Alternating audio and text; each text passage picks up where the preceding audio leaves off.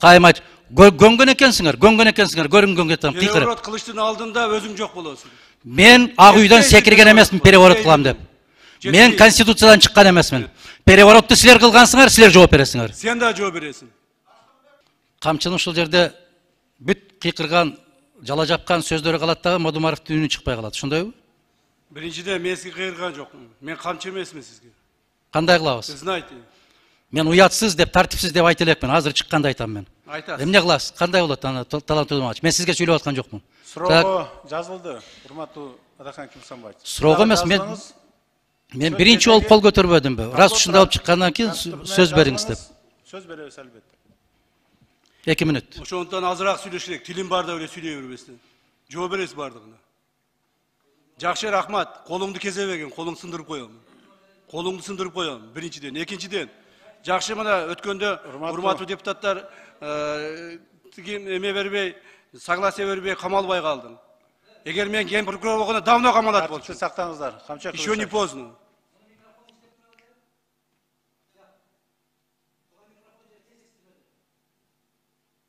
Тартипти сактаңыздар. Регламент менен, мыйзам менен иш алып барсак. Ар бир жерде өзүнүн эрежеси бар. Талант Өдүмбаевич, келген кишилердин микрофону эмне тынымсыз иштеп турабы? Же ташыйып өзгөчөбү? Эгерде ошондойлор болгон болсо, бүтүндөй барып алып барып, могу жерде бир жаман адат пайда болду азыр бийликте. Аябай көрүнгөн кишини сабап кыйкырып коет, КТРЛтерден сайратат, аймак деген, регион дегени бар сайратат. Ал заманыңызда өткөн. Эгерде мына ушундай болуп көрсөтөбүз деген болсо деп, сөздү бурмалабагыла, силер сөздү түшүнбөйсүңөр. Ал сөзгө түшүнүш үчүн дагы көптөгөн жылдар керек. Билип атабыз сизди билимдүү экениңизди. Түшүнгөнүңдү көрүп атам, бир дагы айта албайсың. Мамлекет үчүн бир дагы жакшы. Мына ушул жерде айтып атасыз. Бүт баарына крыша батат деп. Крыша болуп аткандардын бүтүндөй барып четинен кама. Четинен кама, мен кол чабам. Сени кошуп камайбыз жакында. Колдон келбейт. Колдон келбейт. Колдон келген ишти айткылачы айланайын. Колдон келген ишти айткылачы. Колдон келбеген. Каймачпасаңар. Каймач, göngөн экенсиңер, көрүнгөн кетем, кыйкырып. Переворот кылычтын алдында өзүң жок болосуң. Мен Ağuy'dan секирген эмесмин переворот кылам деп. Мен конституциядан чыккан эмесмин. Переворотту силер кылгансыңар, силер жооп бересиңер. Сен да жооп бересиң.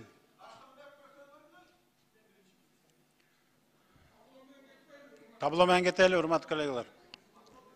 Процедурный 3-чү микрофон. Урматтуу төрага, биз күн тийген жердин күкүгү болбошубуз керек. Ушул жерде бул дагы биздин арабызда отурган депутат макул, кимге кандай мамилеси бар экенин ал өзү чечиши болот. Бирок жооп берейин, микрофонго чыгайын, мен дагы айтайын деген сөзүн мен кайрадан бир ирет добушка коюңузду өтүнөм. Мадумаров дагы адам, бул дагы депутат. Ушул жерде баарыбыз отуруп, Мадумаровдун тилин кесип сүйлөтпөй коюуга биз себепкер болбошубуз керек, урматтуу депутаттар. Мен сунушка коем, дагы бир жолу 10 мүнөт чыгып сүйлөп койсун, айтып койсун, башка эмне маселе? Калыс бололу. Урматтуу коллегалар, депутаттан сунуш келип чыгып атат. Кайрадан аталган маселеге кайрып келүү жөнүндө. Добушка коем, добуш бериңиздер.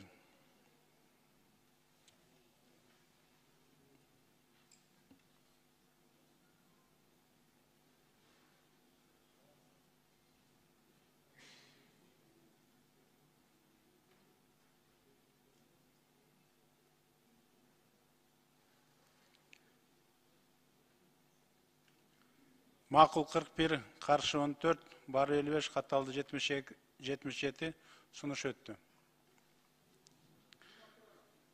Процедурный 2-чи микрофон. Урматтуу төрага, урматтуу депутаттар, өкмөттүн мүчөлөрү. Бул жер сүйлөй турган жер. Өкмөттүн өкүлү душманбы бизге? Депутаттар жообун айтты, өкмөттүн өкүлү жооп берип атат. Эм кичине катуу кетип калды ал. Мурунтадан болгон нерсе. Бирок ар ким өзүнүн оюн айтканга укугу бериш керек. Эч ким өкмөт жок, мыйзам жок, президент жок, талаада калдык, оптом саталы деген биздин арабыздан деле чыгып атпайбы? Өкмөт жооп берип атпайбы ошого? Мына өкмөт отурабыз. иштеп атабыз, мыйзам бар деп. Далилдештерине пикир айтса эле пикирди линчеп айтат экенин туура көрүп алдык баарыбызчы. Ким биринчи сөз айтып эле мындай жалобный кылса эле баарыбыз ошого болушуп атабыз. Мына мен деле айтып атам министрлерге, кээ бирөөлөрүнө сындарды келип жооп берип атышат. Анан эми оппозиция өзүнүн пикирин айтса, позициядагылар өзүнүн пикирин айтса, эми муну менен эмне эки жаат кырылалыбы? Айткандарын айтып атат.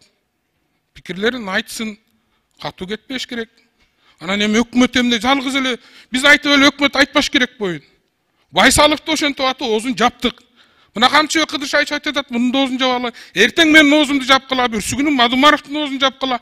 Тымпый эле отуруп берели анда баарыбызчы. Ошон үчүн кичине сабырдуулук кылыш керек да. Өлкө жалгыз эле. Башка өлкө жок бизде. Ар ким өзүнүн пикирин айтсын. Анан жалгыз эле биз айтып эле эмне өкмөт айтпай коюш керек. Рахмат. Эч нерсеге кандай фактыларга таянбастан, жөндөн жөн өзүнүн жеке саясий амбициясын калыбына келтирүүгө аракет кылган депутат Мадумаровго мен ушул жерден ачык эле айтып коюшум керек. Ушул аракеттериңизди токтотпосоңуз, биз дагы сиз жөнүндө контрабанданын ташыган адамдарды кандай прикрывать этип, үстүнөн крыша болуп атканыңызды биз дагы маалыматты ачык айтабыз. Так, айтабыз. Колуң түшүрүп тур. Успокойтесь. Азыр айтам. Посидите. Урматтуу, Посидите, сейчас расскажу вам. тартип сактансаңыздар.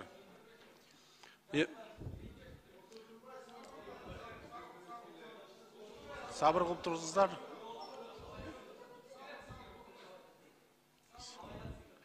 Урматтуу эмес, Адахан Кимсенбаевич. Мен ушул фактыларга мына келип атам, шашпай туруңуз, азыр айтып берем. Ким менен кайсыл жерде эмне кылып жүргөнүңүздү, так, кайсыл контрабандист кайсыл жерге сизге аш кылып берип аткандан бери бардык маалыматтарды айтам азыр. Унчукпай туруңуз, тартибин сактап. Маданиятыңыз барбы, жокпу? Андай болсо жөн отуруңуз. Жөн отуруңуз. Азыр айтып берем. Коллегалар, маалыматтуу кайлы, анан кезек-кезеги менен депутаттар, сөз беребиз. Кыргыз чегарасындагы 2021 жылдын апрель айындагы каргашалуу кагылышуудан кийин иш чаралардын негизинде аткезчиликке ыңгайлуу жана Кыргыз-Тажик чегара тилкесинде жол ортосунан өткөн Худжан Жаштык Канибадам автожолунун боюнда жайгашкан 37 кайра жүктөө базасы, перевалочная база жана башкача айтканда складтар жана 25 куюучу, май куюучу станциялар толук бойдон жабылган.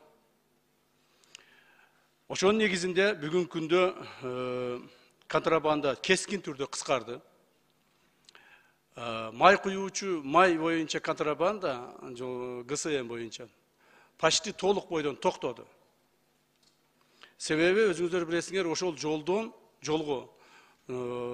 жолдон ар жакта же жолдун тегерегинде биздин жарандар өтө аз жашайт. Жана ал складтар, май куюучу жайлар контрабандага гана ылайыкташкан болгон. Ошонун бардыгын биз бүгүнкү күндө жок кылдык. Аткезчиликке кириптер болгон адамдар өздөрүнүн товарларына Лейлек районуна караштуу Арка, Борбордук, Жаштык жана Достук айылдарындагы соода түйүндөрү таандык делген фиктивдүү документтер жасашып, анан ары өткөрүшүп турушкан.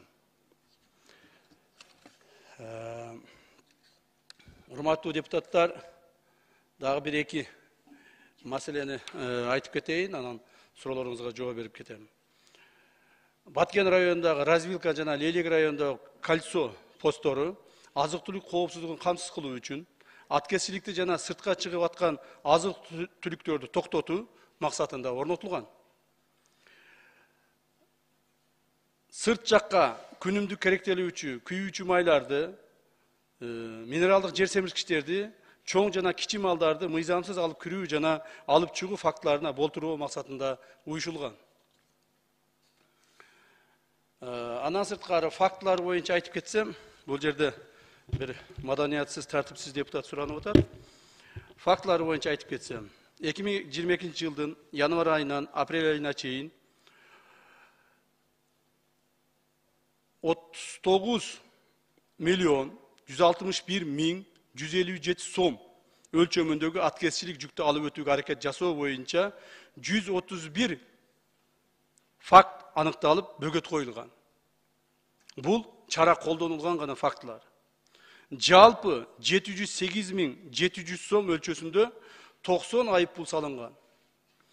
Жалпы 1 миллиард 283.149.023 сом өлчөсүндө боюнча бажы төлөнгөн.